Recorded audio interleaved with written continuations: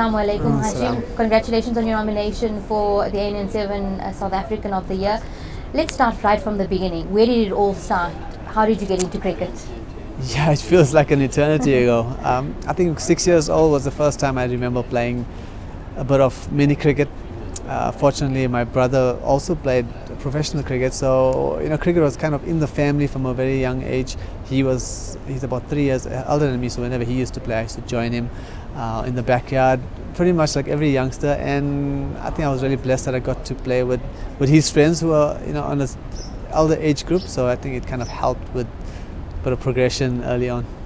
We always remember that statement you made about your brother being the better cricketer than you. No, is that where you get your skills from? And definitely I picked up some from Ahmed. It's definitely the better cricketer as well. I've always looked up to my brother.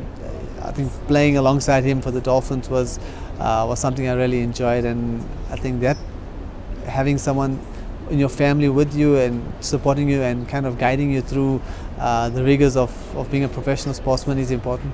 When did you actually realize that, I'm doing this for the fun of it, but I can actually make it into a career, I can do it professionally? I would think about a year after high school, representing the South African under-19, and then I heard of some interest coming from the provincial teams. So that's when the first time it kind of occurred to me that I could make a career out of this. And I mean, what a lovely, fortunate career to be doing something you enjoy on a regular basis. And I'm glad that things have progressed since then. Let's look at a day in the life of Hashim Amla. What is a typical day in your life? Well, at the moment, a typical day is on tour because we don't spend much time at home. But obviously on tour, you got either a training day, a travel day, or playing day. So it gets quite busy. And a typical day at home is to spend as much time with the family as possible, to catch up, and I try and visit as many people as I can just to keep in touch with everyone. How long do you practice for a day, or is it just part and parcel of? Yeah, it's tough to say. I mean, it's quite a physically demanding thing to train. I mean, you're running a lot and you're batting and bowling and all that kind of thing. So 3 or 4 hours a day. But at times you do take an off day because you need the body to recover, and also mentally you need a break from doing the same thing every day. They always say rest is repair, and to have your mental freshness, I think, is just as important as physical freshness. We talk about just taking the mental break. I'm sure the kids help in that respect. Yes, absolutely. They're quite busy. It's quite busy at home, but taking your mind off the game is quite important, and certainly having children around is something you really enjoy. It must be nice coming home and just getting a chance to spend time with the family, spend time with the kids. Definitely. They're obviously growing much older. Yeah, as the days go by, you get more and more amazed at how much they pick up, and their development is actually amazing. It just makes you marvel at them. But as you said, it's a great way to unconsciously just take your mind away from the game and just relax a bit. Do you think there'd be pressure on them when they get older to maybe take up a sport, yeah, like learn cricket? There's a possibility, but growing up, I was very fortunate that my parents never put any pressure on me to play cricket or play any particular sport. It was just go out and enjoy yourself, and I think that's the best way forward for any youngsters, to just enjoy the game. Whichever way the path leads to, then so be it. What are some of your hobbies? I enjoy reading. I enjoy going to the beach when I get the time, and spending time with friends. Obviously with the family around, I would say spending time with the kids takes up most of free time at home. But yeah, just that kind of stuff. And who inspires you? Not as a cricketer, but as a person?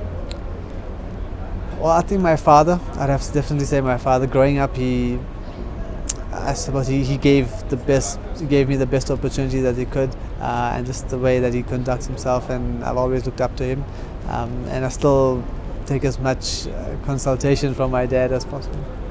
Are you a good traveller? What's it like living out of a bag?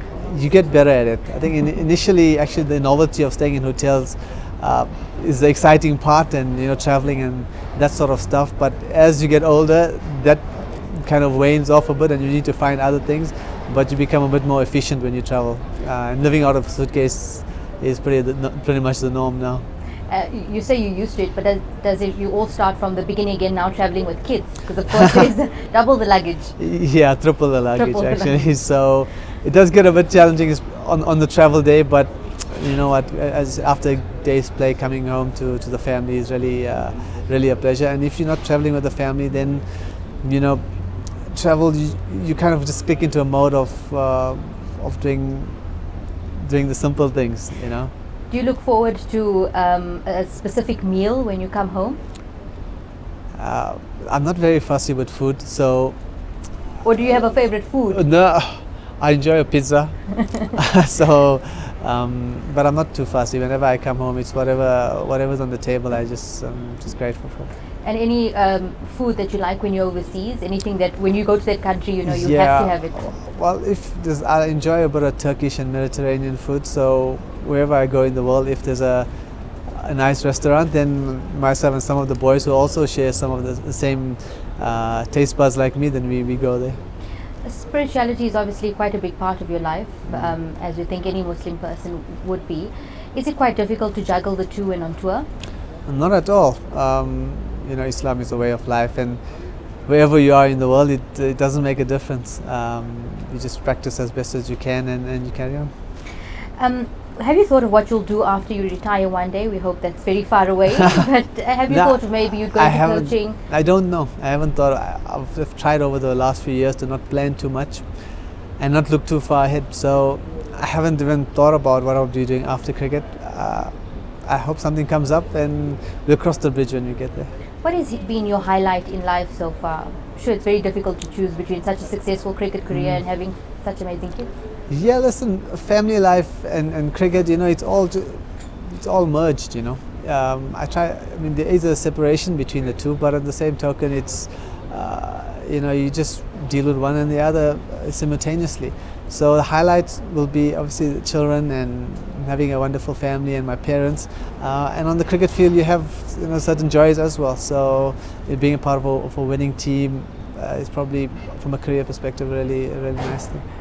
You've seen some of the most beautiful places in the world. What would you say is your favorite destination in South Africa? Because it is a beautiful country. Yeah, so Durban, obviously home is home, so I really enjoy Durban. But Cape Town is a really beautiful place, and I enjoy PE because I've got some good friends there, and I've always tend to enjoy myself in PE. But Cape Town is beautiful, and the only disappointing thing is that you can't swim in the beach there. It's too cold. So, you know, we're very blessed that we stay in such a lovely country. Of course, you've been nominated for the South African of the Year awards. Why do you think you are proudly South African? Oh man, I think there's so many reasons. For me, I think a highlight for any South African would be the ability to empathize with people around the world in the difficulties they go through, and to also be optimistic about the future. Because I mean, from what the country was and what it is now, and what people hope that South Africa would be. So you can empathize with people who are going through difficulty, and at the same time you can be positive about situations that are the same place that are going through difficulty. How do you feel about your nomination? Of course, you've been an ambassador for South Africa for a very long time. What would you like to say to your fans about your nomination and voting for you? Yeah, listen, I'm really grateful. The fans are why we play the game, and obviously their support and love is like the fuel for us. So I'm really thankful for them and this nomination, and you know, obviously all the other nominees. It's just an honor to be amongst them. And you know, thanks guys, and hopefully we can keep making you happy. What is your fondest memory? Wow, fondest memory. Well, I would say, you know,